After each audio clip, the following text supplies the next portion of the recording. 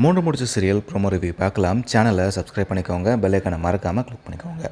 நந்தினி நினச்சா கொஞ்சம் பாவமாக தான் இருக்குது. ஆனால் நந்தினி எதுக்கு எடுத்தாலும் அழாமல் கொஞ்சம் போல்டாக ஃபேஸ் பண்ணால் நல்லாயிருக்கும் அப்படின்னு சொல்கிறவங்க இந்த வீடியோவுக்கு லைக் பண்ணிக்கோங்க.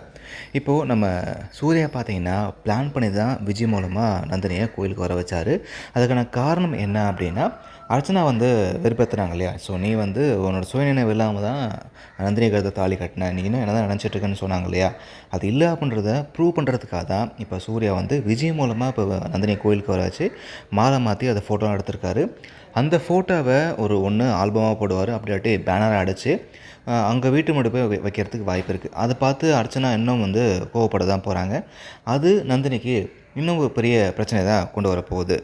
ஆனால் நந்தினிக்கு என்ன கவலை அப்படின்னா, என்ன தான் சூர்யாவால் இவங்க இந்த வீட்டில் 1000 பிரச்சனை ஃபேஸ் பண்ணாலும் அவங்க பிரச்சனையெல்லாம் ஷேர் பண்ணிக்கிறதுக்கு விஜய் இருக்கான்னு நினச்சிட்டு இருந்தாங்க. ஆனால் அந்த விஜயை இப்படி ஏமாற்றி பொய் சொல்லிட்டாங்களே அப்படின்றது தான் நந்தினிக்கு கொஞ்சம் வருத்தமாக இருக்க போகுது.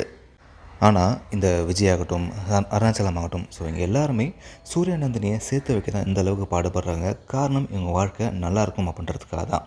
ஆனால் இந்த நந்தினி பார்த்திங்க அப்படின்னா, இந்த அம்மா பையன் பிரச்சனை நடுவில் மாட்டிக்கிட்டு என் வாழ்க்கை தான் வீணாக போயிட்டுருக்கு, நான் ஏன் இவ்வளோ கஷ்டப்படணும், இங்கேருந்து போனால் போதும் அப்படின்ற ஒரு முடிவில் தான் இவங்க இருக்காங்க.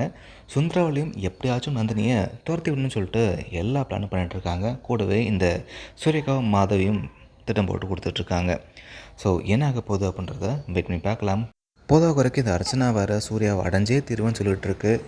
பார்க்கலாம் என்ன ஆக போகுது அப்படின்றத. இந்த வீடியோ பற்றின கருத்துக்களை கமெண்ட்டில் பதிவு பண்ணுங்கள். இந்த வீடியோ பிடிச்சிருந்தா லைக் பண்ணுங்கள்.